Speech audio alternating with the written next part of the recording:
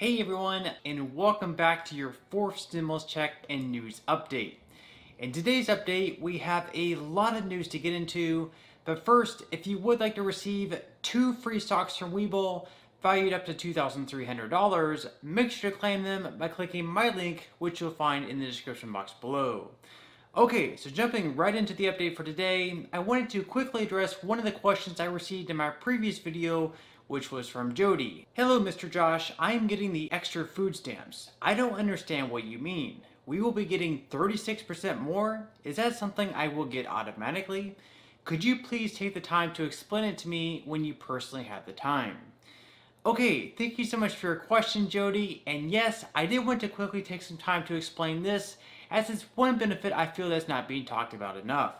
So back in August, the Biden administration did approve a huge and permanent increase to food stamp assistance, which happened to be the largest ever increase in the program's history.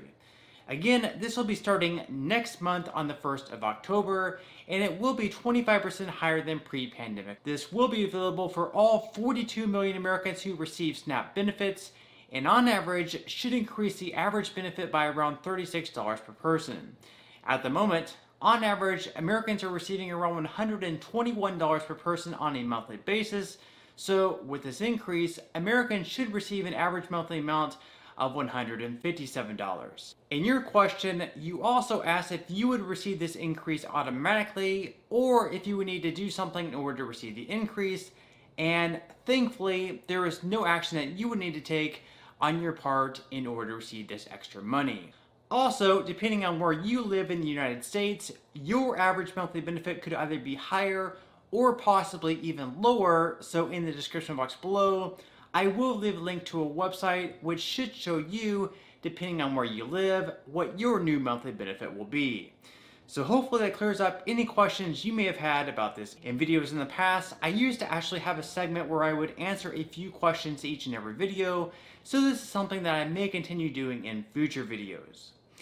Okay, so in some other news, as we all know, federal unemployment benefits expired yesterday, cutting off nearly 11 million Americans. More than 8 million Americans are now left with no unemployment compensation at all, while around 3 million Americans will simply lose the $300 plus up, but still continue to receive state payments.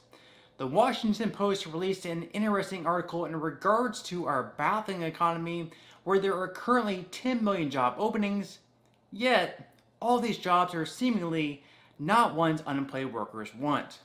In the article, it states, "A mystery sits at the heart of the economic recovery. There are 10 million job openings, yet more than 8.4 million unemployed are still actively looking for work. The job market looks, in some ways, like a boom time situation. Business owners complain they can't find enough workers, pay is rising rapidly, and customers are greeted with, quote, 'Please be patient, we are short-staffed,' signs at many stores and restaurants. But the nation remains in the midst of a deadly with hospitalizations back at their highest rate since January. The surge is weighing on the labor market again, with a mere 235,000 jobs added in August. There are still 5 million fewer jobs compared to before, reflecting ongoing problems, including childcare as some schools and daycares shut down again for outbreaks. At heart, there is a massive reallocation underway in the economy that's triggering a great reassessment of work in America from both the employer and employee perspectives. Workers are shifting where they want to work and how. For some, this is a personal choice. And all the anxieties, lockdowns, and time at home have changed people. Some want to work remotely forever. Others want to spend more time with family. And others want a more flexible or meaningful career path. It's the, quote, 'you only live once' mentality on steroids.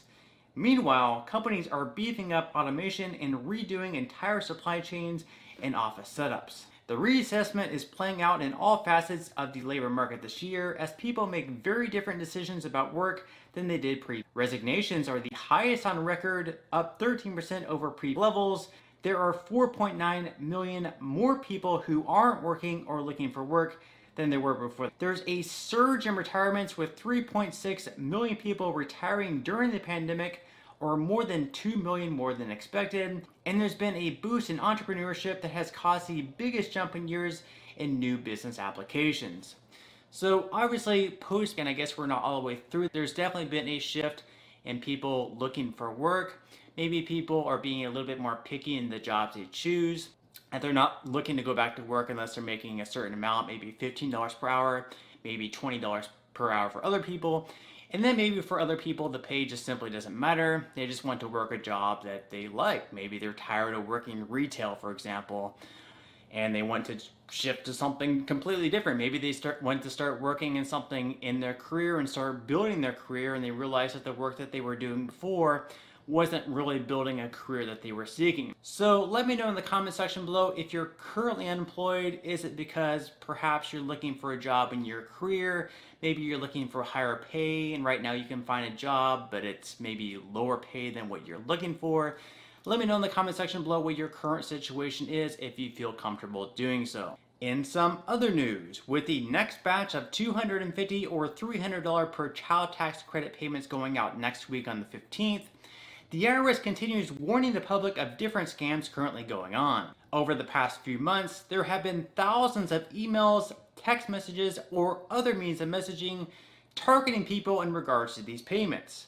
For example, some people are receiving an email, one that looks like it's from the IRS, saying, "After the last annual calculation of your fiscal activity, we have determined that you are eligible to receive a payment of $815.05. Each week, we're sending the third payments to eligible individuals as we continue to process tax returns. Payments are sent by direct deposit or mail as a check or debit card." Then, once you click on the link, it takes you to a fake IRS website where, of course, you'll enter in all of your information, and just like that, scammers know all of your personal information. Another example is where you'll receive a text message from the supposed IRS where they'll then ask you to complete an eligibility form. So just keep an eye out and realize that the IRS will not send you an email or text message asking you to fill out any forms, and they certainly won't send you a message on a social media website like Facebook. Also, the IRS will obviously never make aggressive phone calls warning you about potential lawsuits or being arrested, nor will they request you to send them gift cards or cryptocurrency. So those are all things that you should definitely keep in mind. Even though it seems obvious to a lot of us, unfortunately, there are some people who may perhaps be a bit more trusting and give out their information just a little bit more easily. So let me know in the comment section below if any of these scams have been targeted towards you. Also, before I go, definitely make sure to check the description box below as it contains a lot of helpful links in regards to some of the assistance still available, such as the child tax credit, rental assistance, SNAP benefits, etc. But on that note, I'm going to go ahead and wrap up this video. Again, if you would like to receive a couple of free stocks from Webull, make sure to quickly claim them by clicking my link, which you'll find in the description box below. To receive the first free stock, you will need to fully open an account. Then, to receive the second free stock, which will be valued up to $2,000, you'll need to make a qualifying deposit of at least $5. Even if you aren't all that interested in investing or continuing to invest at this point in time, you can always sell the free stocks that you receive and transfer that money, however much they're worth, right back to your bank account. So free stocks or free money is completely up to you. So once again, I hope everyone has a great rest of their Tuesday, and I'll see you in the next video.